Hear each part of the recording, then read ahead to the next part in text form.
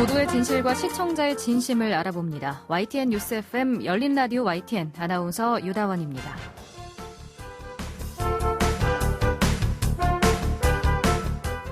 계속되는 장마로 도로 침수는 물론 많은 이재민들이 발생했습니다. 최근 보도들을 살펴보면 재난방송이 아닌 재난을 중계에 그치는 경우가 많았는데요.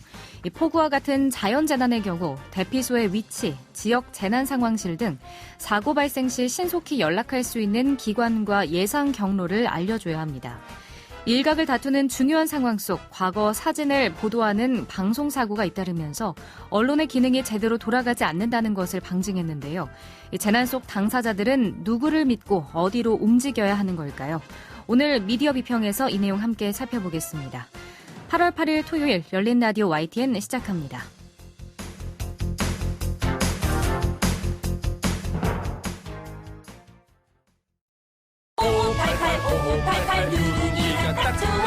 대리운전의 대세 5588 때문에 상담은 배칠숙, 배칠선, 배칠순을 긴급 채용했습니다. 눈치채셨죠? 제 여동생들입니다. 목소리는 꾀꼬리급이죠. 5588 누르기가 딱 좋아. 배칠수 대리운전. 미디어가 전하는 이슈에 대한 다양한 분석과 팩트체크까지 바로 보고 뒤집어 보고 꼭꼭 씹어보기 위한 미디어 비평 프로그램 열린 라디오 YTN.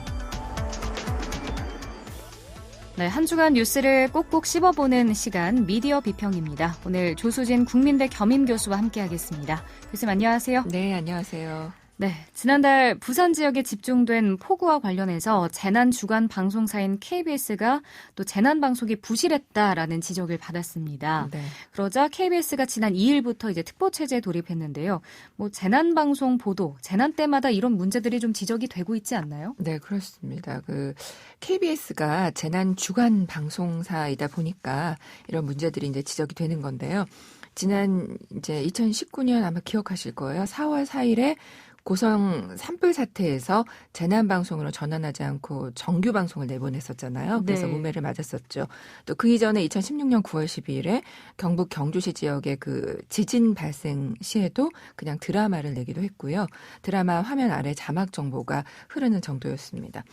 사실 지진, 자연재해 이런 게 닥치면 굉장히 당황하게 되고 또 막막하고 어떻게 대처해야 될지 모르는 상황이잖아요.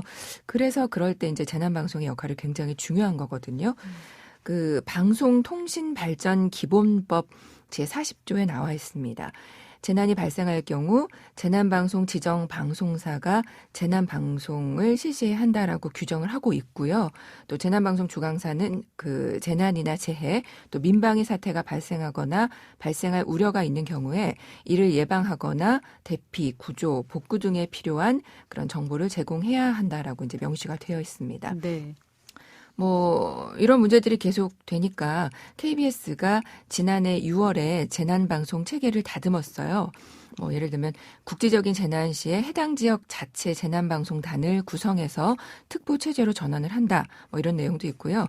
재난방송 사후 평가 반영, 또 대피령 발령 지역, 대피소 위치 등을 실질적이고 유용한 정보 제공 필요성을 강조한다라든가 하여튼 이런 내용을 골자로 하는 재난방송 매뉴얼을 개정을 했거든요. 네. 그래서 재난방송을 철저히 하겠다라고 다짐을 하고 사실 이후에는 조금 나아졌습니다. 그래서 재난방송 상황에서 빠른 특보체제 전환 등 달라지는 모습을 보였는데 근데 이제 이 문제가 이번에도 또 지적이 된 거죠. 왜냐하면 이제 지난달 23일에 오후에 부산에서 기록적인 폭우가 내렸잖아요. 그러니까 올해 굉장히 좀 이상하죠. 예. 저도 처음 이렇게 계속 비가 내리는 건 좀 이례적이죠. 예, 이례적입니다. 정규 방송이 나가자 시청자 게시판에 이제 비난의 글이 올라왔고요. KBS는 매뉴얼에 따라 방송을 했고 부족한 점이 있었다면 조금 이제 돌발적이고 기록적인 폭우였기 때문이다라고 입장문을 내고 해명을 했거든요. 그렇지만 이제 시청자 청원까지 등장을 했고요. 그래서 말씀하신 대로 정규 프로그램 중단하고 시간을 좀 대폭 늘렸습니다. 네. 재난방송은 과하다 싶을 정도로 대응하는 게 맞다 이런 말도 나오잖아요. 네. 재난방송에서 항상 문제로 지적되는 것들은 어떤 것들이 있을까요? 이미 연구자료에도 다 많이 나와 있는데요. 이민규 교수가 연구자료에서 발표한 거에 보면 국내 재난보도 문제점을 이렇게 지적을 합니다. 국내 재난보도는 필요한 정보 제공에 소홀하고 또 정확성과 객관성의 부족으로 추측성 보도가 난무하며 또 데이터 중심의 보도보다는 인터뷰 중심의 보도가 주를 이루고 이거 좀 많이 그렇죠. 네. 그다음에 과도한 속보 경쟁으로 인한 선정성과 불안감을 부추기는 보도가 많고 또 피해 현장 스케치 보도 등을 반복적으로 보도함으로써 불안감을 조성하고 또 인권, 기밀, 안보에 대해서 둔감한 불감증 보도의 특징을 보이고 있다라고 지적을 하고 있는데요. 네. 그러니까 정말 우리의 그 재난 보도를 아주 압축해서 잘 설명을 한 것 같아요. 네. 이게 이제 여러 가지 재난과 관련된 보도를 살펴보고 나온 연구 결과인 거거든요. 그래서 이제 저희가 조금 정리해보면 오늘 4가지 정도 얘기할 수 있을 것 같은데요. 첫째로 역시 어느 보도에서나 문제가 되는 것들입니다. 선정성이죠. 재난 상황에서도 선정적인 언론, 또 과장된 제목들이 굉장히 많이 등장을 합니다. 재난 방송에서 중요한 건 예방과 최소화를 위한 정보 전달이 중요한 거거든요. 네. 근데 이제 주로 보면 공포심을 불러일으키는 이런 내용도 굉장히 많고요. 그래서 이제 정확한 정보 전달이 그 어느 때보다 중요하겠습니다. 재난 방송에도 이제 보도 준칙이 있거든요. 거기 보면 방송 사업자는 재난 방송 등을 실시함에 있어서 재난 상황에 대해서 객관적이고 정확한 보도가 될 수 있도록 해야 할 것과 또 재난 지역과 이재민 등 피해자에게 도움을 줄 수 있는 정보를 다양하게 제공할 수 있도록 노력해야 하며 재난 수습 및 복구 상황은 물론 이재민 등 피해자의 생활과 관련된 정보의 제공에 비중을 둬야 한다라고 이미 제시하고 있습니다. 네, 재난 보도 시 준수해야 하는 여러 규범이 이미 존재하지만 재난 관련 언론 보도가 현장을 왜곡하거나 속보 전달에만 치우쳐서 뉴스의 사실성, 객관성, 공정성, 균형성이나 중립성 등의 이런 가치를 좀 경시해온 건 아닌지 생각을 다시 한번 해봐야 할 것 같습니다. 네. 재난보도는 그 인명 구조와 또 재난 수습 및 복구를 방해하지 않는 범위 안에서 이재민 등 그 피해자에게 좌절감이나 공포감을 주지 않도록 사실은 그 피해자가 우선적으로 배려 대상이 되어야 하는 거거든요. 네. 그런데 이제 여전히 상업적이고 선정적인 보도 양식이 이렇게 개선되지 않은 상태라는 게 좀 문제고요. 이제 오늘 한 4가지 정도 얘기해 보겠다고 했는데요. 두 번째 생각해 봐야 할 문제가 오보의 문제입니다. 오보를 넘어서 속임수까지 등장하는 적도 있었죠. 또 현장에 가지 않고 현장에서 리포팅하는 것처럼 지난 산불 때 이런 것들이 있어서 좀 문제가 됐었고요.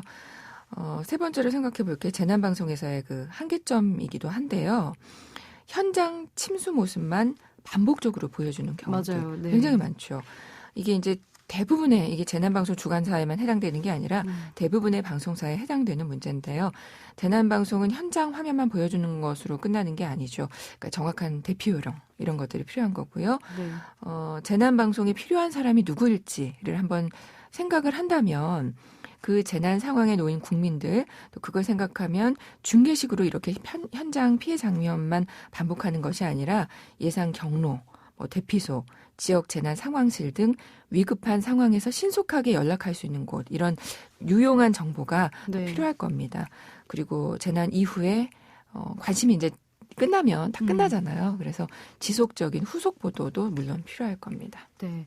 근데 이번처럼 좀 갑작스럽고 이례적인 폭우 이렇게 예상치 못한 상황이 생기다 보면 참 이게 문제인 것 같아요. 네, 맞아요. 그러니까 아무래도 방송은 나가는 영상 그 화면이 중요하기도 한데 사실 그렇다 보니까 이번에 저희 YTN에서도 문제 영상이 있어서 사과 방송을 했습니다. 그렇죠. 저도 봤었는데 네. 뉴스에 나간 이제 사진이 지난 2011년 서울 한강철교 및 올림픽대로의 사진을 서울 올림픽대로의 현재 상황이라고 보도해서 좀 문제가 됐었죠. 그러니까 9년 전 사진을 지금 폭우 상황으로 소개를 했더라고요. 네.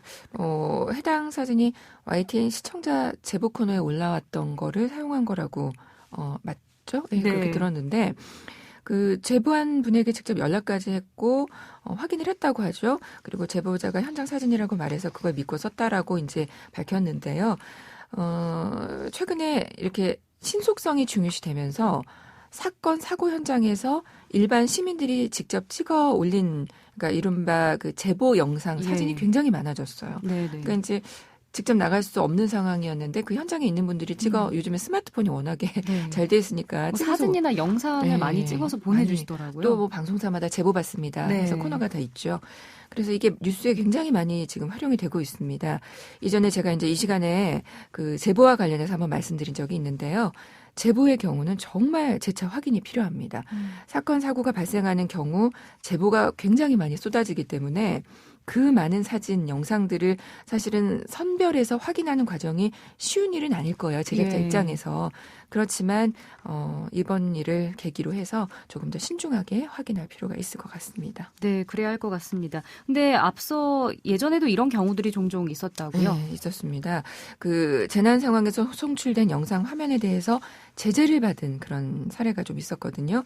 2018년에 TV조선 뉴스 특보에는 그 태풍 솔릭 소식을 전하면서 중국 칭다오 지역 촬영을 영상에 사용해서 방송심의 규정에서 객관성, 재난 등에 대한 정확한 정보 제공 등의 조항을 위반했다라는 이유로 방송통신심의위원회에서 행정지도 권고를 받았었고요.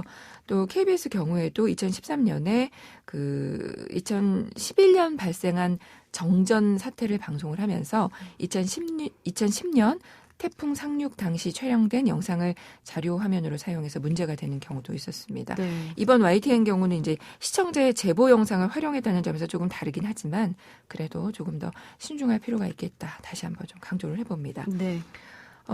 그리고 오늘 이제 마지막으로 생각해 봐야 할 문제가 역시 이 문제도 계속되는 문제인데요. 서울 중심의 재난 보도. 이거 문제입니다. 네. 이번에도 이제 KBS뿐만 아니라 연합뉴스, 뭐 YTN 등 뉴스 전문 채널도 비판대에 올랐는데요. 서울 영상은 이렇게 이제 계속 실시간 업데이트가 되는데 지방은 근데 사실 이번에 이제 지방에 피해가 많았었잖아요. 예. 근데 이제 지방은 그렇지 못하다는 겁니다. 이번 지역 피해가 심각했는데요. 그래서 뭐 서울 공화국 아니냐 이런 시민들의 비판이 이어졌습니다. 26일자 부산일보 기사 제목인데요. 폭우 퍼붓는데 KBS는 음악방송, 또 부산에서는 수신료 받지 마라. 또 서울 중심 지역 방관 행태 여전하다. 이런 제목들이 되게 많았고요. 지역 방송에 맞는 체계를 갖춘 그래서 이제 매뉴얼들이 만들어져야 할 것으로 보입니다. 네. 사실은 그 서울 중심 보도는 재난 방송뿐만 아니라요. 다른 분야의 여러 보도에서도 많이 지적받아온 내용입니다. 그래도 이제 고성 산불 때와는 좀 많이 달라지긴 했어요, 사실. 네. KBS 부산에서 진행한 낮 시간 특보를 통해서 뭐 가옥 침수 시 대피 요령이라던가 집중호우 발생 시 행동 요령 등을 방송을 했고요. 기존에 문제가 됐던 지난번에 이제 그 산불 때 수어 통역이 없어서 그럼 장애인들은 어떻게 하란 말이냐 뭐 네. 이런 지적들 많았잖아요. 근데 이번에는 이제 수어 통역도 진행이 됐고요. 그러니까 이렇게 하나하나 시민들께서 좀 관심을 가지고 지적을 해주시면 계속 바뀌어 나갈 수가 있을 것 같습니다. 예, 그럴 것 같네요. 일단은 뭐 더 이상의 이제 폭우 피해가 없기를 바라고요. 뭐 피해 복구도 잘 이루어지길 바랍니다. 또 재난 이후의 보도에도 말씀하신 대로 언론이 신중한 자세로 후속 보도를 좀 이어가야겠다라는 생각이 드네요. 네. 재난으로 인해서 피해를 입은 분들의 입장에서 어떤 보도들이 필요할지 그리고 어떤 대책들이 마련돼야 될지가 중요할 거고요. 이거는 재난보도뿐만 아니라 여러 면에서 굉장히 필요한 자세거든요. 예. 그러니까 최근에 부동산 보도도 보면은요, 굉장히 문제가 많잖아요. 근데 과연 이 보도가 누구를 위한 것인가를 좀 잘 살펴봤으면 좋겠습니다. 네, 사실 뭐 요새 폭우 이 재난 보도만큼이나 부동산 보도도 많이 나왔거든요. 이 네. 부분은 어떤 게 문제가 됐나요? 뭐 종부세, 세금이 오르면 이게 서민 생활과 어떤 관련이 있는 것인지 조금 고민하는 흔적이 있었으면 네, 좋겠습니다. 네. 뉴스 소비자 입장에서도요, 무조건 폭등, 폭락, 뭐 몇 퍼센트, 몇 억, 뭐 이런 표현들에 현혹되는 게 아니라 그 이면을 좀 살펴봤으면 좋겠고요. 정부의 부동산 정책에 대한 언론의 보도 프레임을 분석한 여러 연구들이 있거든요. 연구 결과 보도 내용이 역시 다 비슷합니다. 보수와 진보로 구별되는 면이 명확했고요. 그다음에 부동산 정책 관련 보도의 양이라던가 보도 섹션, 이슈별 보도 등의 형식적인 측면, 또 프레임, 태도 등의 내용적인 측면의 특성이 모두 매체별로 상이한 것으로 나타납니다. 네. 그리고 대부분의 신문사들은 공중의 이익이 아니라 자사가 추구하는 정치적인 이념 또 경제적인 이해관계에 따라서 보도하는 경향을 보이고 있다라고 밝히고 있거든요. 그러니까 재난이든지 부동산 관련이든지 뭐 어떤 분야의 보도든 간에 이게 도대체 누구를 위한 보도인지 좀 다시 한번 생각해 봤으면 좋겠습니다. 네, 오늘 말씀해 주신 대로 중요하게 생각해 봐야 될 게 역시 시민이 주인이 돼야 한다라는 점인 것 같습니다.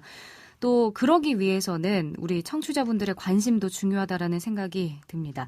여러분들의 관심과 의견이 반영되면서 언론이 더 제자리를 잡아 나갈 수 있지 않을까 생각이 드는데요.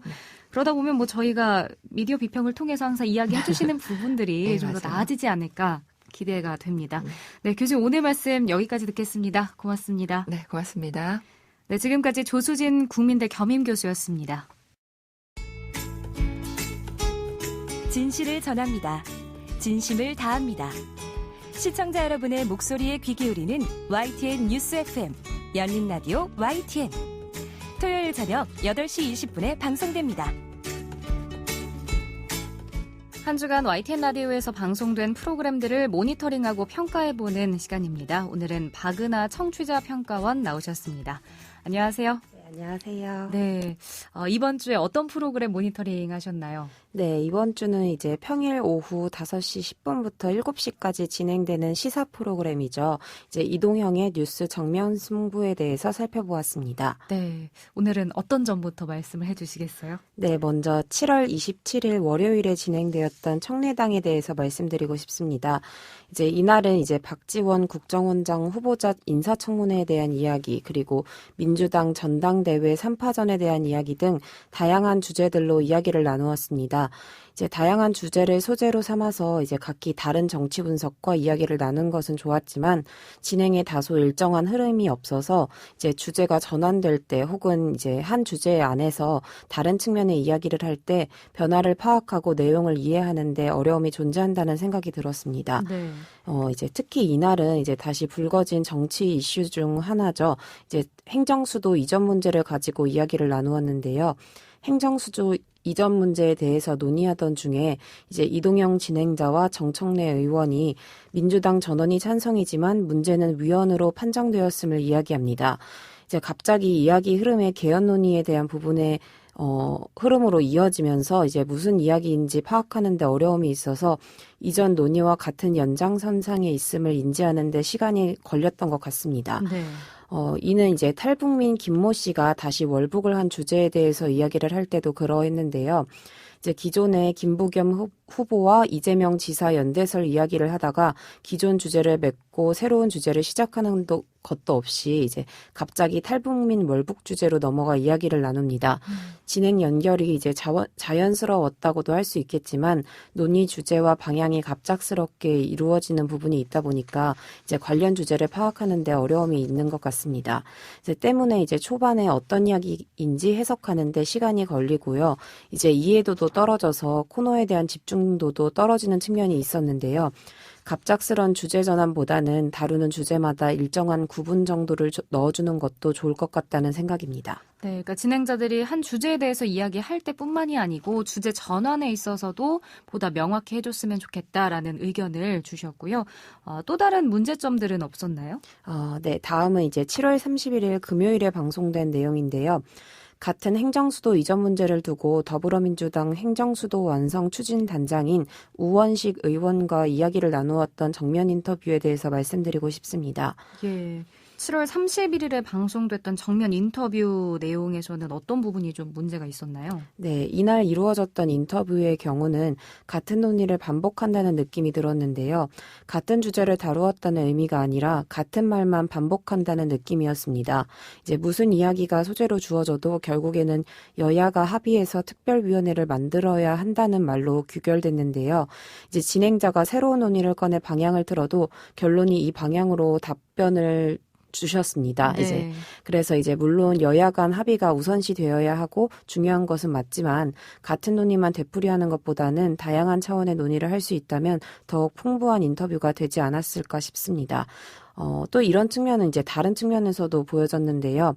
특별위원회 구성에 대한 여야 합의 말고도 반복했던 또 하나의 논의는 이제 수도권 초집중 문제에 대한 것이었습니다. 네. 이제 어떤 질문이 들어와도 의견을 피력하는 데 있어서 수도권 초집중에 대한 말만 하고 답변을 주셨는데요.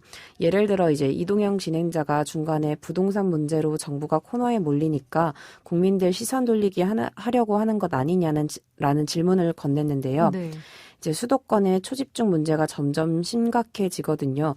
우리가 23년에 50%가 넘을 거라고 생각하는데 올해 50%가 넘어갔습니다. 라며 답변을 합니다. 이제 이런 식으로 이제 질문에 해당하는 답변이 아닌 자신이 원하는 바만 말하고자 하는 부분들이 다수 보여졌습니다. 우선 소통이 되지 않는 인터뷰라는 생각이 들었고요. 설사 자기 의견을 강하게 피력하기 위함이라 하더라도 한 이야기만 반복하다 보니 주장에 대한 설득력도 떨어졌고 다양한 논의를 들을 수 없어서 아쉬웠던 것 같습니다. 네, 그러니까 주제에 맞는 다양한 의견을 줬으면 좋겠다라는 의견 주셨습니다. 네, 오늘은 평일 오후 5시 10분부터 오후 7시까지 방송되는 이동경의 뉴스 정면 승부에 대해서 이야기 나눠봤습니다. 오늘 말씀 여기까지 듣겠습니다. 고맙습니다. 네, 고맙습니다. 네, 지금까지 박은하 청취자 평가원이었습니다.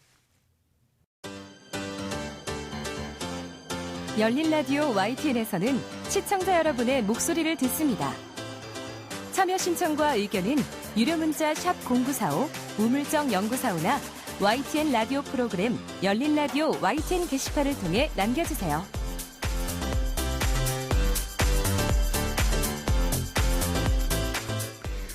코로나19 장기화로 일상에 큰 변화가 생기면서 스트레스, 불안, 무기력이 증가하고 코로나 블루라는 신조어도 탄생했습니다. 정신건강 상담건 수는 30만 건이 훌쩍 넘었다고 하는데요. 생명존중시민회 임삼진 공동대표 전화로 연결해서 관련 내용 알아보겠습니다. 대표님 안녕하십니까? 네, 안녕하세요. 예, 이 코로나19 이후에 이제 사회적 거리두기와 함께 일상에도 큰 변화가 생겼는데요. 스트레스와 우울증이 증가하면서 정신건강 상담 건수도 증가했다고요?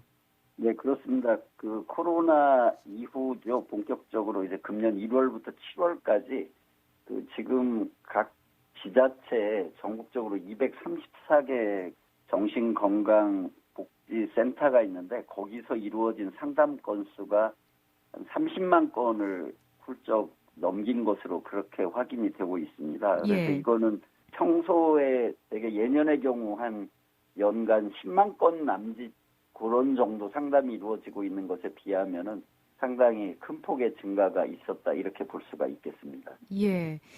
혹시 상담을 이제 신청한 사람들의 뭐 나이나 이런 것들은 어느 정도인가요? 나이는 어차피 전체적으로 연령대 상관없이 많이들 분포돼서 하는데 예. 되게 그동안 분석된 걸 보면 이제 청년기에 있는 사람들이 가장 숫자가 많은 편이고요. 예. 그 다음이 노년, 그 다음이 장년, 중년 이런 순으로 되게 청년기가 조금 많은 것으로 그렇게 나와 있고요. 또 남성보다는 여성들의 상담 비율이 한 2배 정도 많습니다. 대개의 네. 경우. 그리고 또 하나는 이제 그 다 들어줄게라고 그 청소년들을 대상으로 한 상담의 경우에 보면 대부분 요즘에 특히 부모들과 접촉이 많지 않습니까? 아무래도 학교에 가지 않는 날도 많고 하다 보니까 예. 부모와의 갈등 상담이 큰 폭으로 증가했다는 게 통계적으로 나와 있습니다. 그래서 평소에는 대인관계와 관련된 것, 특히 친구들과 관련된 것 이런 것들이 많은데 네. 이제 코로나 이후에는 굉장히 부모와의 갈등, 그러니까 가족 갈등의 그런 상담 비중이 크게 증가했다는 게 현재 통계상 나와 있습니다. 예. 그 현재 코로나19로 인해서 뭐 대면 상담은 좀 어려울 것 같은데 어떻게 상담을 진행이 되고 있나요? 뭐 대면 상담도 이루어지고는 있고요. 예. 그리고 이제 뭐 SNS를 통해서도 이루어지고 또 인터넷이라든지 다양한 방식으로 상담은 이루어지고 있는데 특히 대면 상담의 경우에는 이제 일정한 절차를 밟아서 가서 네. 신청을 해서 승인을 받아서 이제 상담을 진행하게 되고요. 이제 인터넷이나 이런 것들의 경우에는 이제 어차피 상담사들이 늘 대기를 하고 있기 때문에 거기서 요청하면 상담이 이루어지게 되고 그렇게 하고 있죠. 예. 앞서 언급을 해 주셨는데요. 그 24시간 상담이 가능한 SNS 애플리케이션 다 들어줄게 말씀을 해 주셨는데 이게 구체적으로 어떤 건가요? 다 들어줄게는 지금 대부분 그 카카오톡이라는 그 애플을 통해서 그렇게 하고 있는데 네. 2018년 2월부터 8월간에 걸쳐서 이제 준비를 해서 본격적으로 시작된 건 2018년 9월입니다. 그러니까 사실 얼마 되지 않은 서비스인데 청소년 모바일 상담센터라는 그 기관에서 이걸 운영을 하고 있습니다. 그래서 아까 말씀드렸듯이 2018년 9월부터 지금까지 월 평균 3만 1천여 명, 그래서 총 69만여 명이 이용을 한 것으로 그렇게 그러니까 금년 6월 말까지 네. 그런 정도로 많은 청소년들이 다 들어줄 개가 그 친근감을 주기 위해서 아이를 써서 예. 네, 그런 어플인데 여기에 상담을 하면 이제 자원봉사자들 또 전문 상담원들이 이제 선임 상담원의 일종의 감독이라고 할까요? 그 슈퍼비전을 받으면서 이제 상담을 시행하고 있죠. 그래서 예.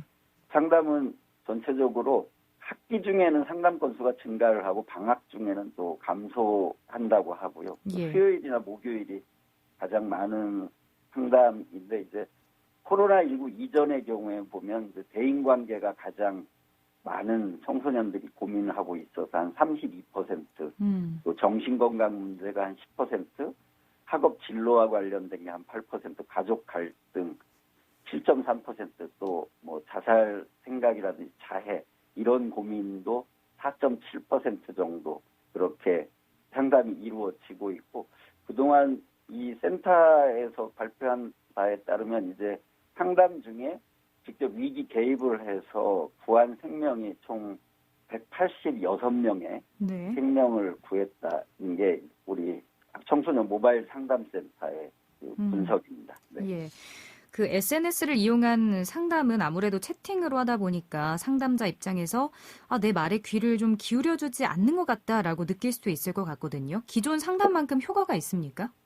그렇게 볼 수도 있는데 예. 단점이라면 공감이 좀 안 될 것 같은 그런데 또 어린이나 청소년들에게 상당히 친숙한 도구잖아요. 그리고 이제 아무래도 대면 상담의 경우에는 거기를 찾기가 그렇게 어떤 결심이 쓰지 않으면 가기 힘든 반면에 네. 이 SNS를 이용한 채팅 상담의 경우에는 쉽게 액세스를 할 수 있잖아요. 그러니까 그렇죠. 접근 자체가 예. 굉장히 용이하고 상담에 장벽이 없기 때문에 오히려 장점도 상당히 크다 이렇게 볼 수가 있겠습니다. 그래서 일본의 경우에는 우리는 지금 청소년 주로 상담 위주로 이제 다 들어줄게가 운영이 되고 있는데 일본의 경우에는 연령대별로 다양하게 또 여성만을 위한 또 20대 여성만을 위한 계정을 따로 만들어서 하기도 하고요. 연령대별로 다양하게 한 7, 8개의 SNS 상담 채널이 가동이 되고 있습니다. 그래서 그렇게 다양화하는 것도 우리도 필요하다 그렇게 보는데요. 어쨌든 일본의 사례를 봐도 쉽게 접근하고 또 거기서 이제 SNS나 뭐 이전에 전화 상담이나 이런 것 과정에서 예. 이제 긴급 보호가 필요한 경우에는 바로 개입을 하고요. 위기 개입을 한다든지 그리고 만약에 이분들이 예를 들면 당장의 어떤 위기 상황이고 피해를 보는 상황이다 그러면 예를 들면 가서 쉘터와 같이 이제 안식처를 제공한다든지 그런 구체적인 대안까지 마련해 주는 데까지 발전을 해 있거든요. 예. 그런 면에서 이제 그런 단계까지 우리도 나아가야 된다 그렇게 봅니다. 예. 지금 이 다 들어줄게 애플리케이션은 청소년들 위주로 지금 진행이 되고 있는 거죠? 그렇습니다. 예, 알겠습니다. 이 생명존중시민회에서는 지금 생명사랑 유튜브 영상 공모전도 개최를 하더라고요. 이거 관련해서 좀 이야기를 해주시죠. 네, 지난 이제 8월 1일부터 오는 20일까지, 8월 20일까지 생명사랑 유튜브 영상 공모전을 지금 개최하고 있습니다. 그런데 이번 공모전은 저희 생명존중시민회하고 롯데가 같이 손을 잡고 이 생명 사랑이나 또 생명 존중, 자살 예방을 주제로 만든 신분 이내 분량의 그런 순수 창작 영상물을 유튜브에 올리도록 하고 거기에 대해서 평가를 해서 시상을 하려고 하는데 네. 지금 그 초중고등학생은 물론이고 대학생, 대학원생, 박사과정 또 학교 밖 청소년들에 이르기까지 누구나 모든 학생들은 참여할 수가 있도록 그렇게 했고요. 네. 뭐 드라마 형식이든 패러디 형식이든 뭐 CF 방식이든 모션 그래픽이든 어떤 방식이든지 자유롭게 만들어서 제출을 하면 됩니다. 그래서 출품된 작품은 뭐 얼마나 창의적인가 또 얼마나 공감할 수 있는가 또 스토리 구성력이라든지 대중성 이런 것들을 종합적으로 고려해서 전문가들이 심사를 해서 수상작을 선정하려고 합니다. 예. 만약에 이제 제출한 작품이 당선이 되면 이후에 좀 어떻게 뭐 활용이 되는 게 있습니까? 네, 우선은 저희가 뭐 교육용으로 네. 활용한다든지 여러 가지 방식으로 활용할 예정이고요. 또 홍보 자료로도 물론 쓸 것이고 그리고 특히 이제 당선작의 경우에는 대상 한 명한테는 300만 원의 장학금을 지급을 하고요. 예. 우수상 2명에게 각 150만 원, 또 장려상 3명, 또 다작 50만 원 10명 이렇게 총 1,400만 원의 장학금을 수여할 예정입니다. 근데 지금 사실 학생들이 굉장히 코로나로 인해서도 그렇고 여러 스트레스도 많이 받고 있는 상황이고 그래서 네. 생명 존중, 생명 사랑의 문화를 형성해보자 그런 취지로 저희가 이번 공모전을 펼치게 된 겁니다. 그래서 사실 공모전의 상금으로서는 최근에 제가 다른 공모전하고 비교해 보니까 비교적 좀 많은 편이더라고요. 그래서 예. 기대를 하고 있습니다. 네. 이 자세한 뭐 정보는 어디서 확인을 해볼 수 있죠? 네, 저희 생명존중 시민회의 홈페이지 사이트에서 검색을 하면 되고요. 네. www.life2019.org에서 확인하실 수 있습니다. 예, 알겠습니다. 요즘 뭐 젊은 친구들이 영상 편집이나 컴퓨터 활용도 잘하고 학교 밖에 사람들까지 참여가 가능하니까 다양한 작품들이 나올 것 같은데요. 당선이 또 되면 각종 홍보, 교육 자료로 활용된다고 하니까 남다른 경력을 쌓을 수 있는 좋은 기회가 될 것 같습니다. 네, 대표님 오늘 말씀 여기까지 듣겠습니다. 고맙습니다. 감사합니다. 네, 지금까지 생명존중시민회의 임삼진 공동대표였습니다.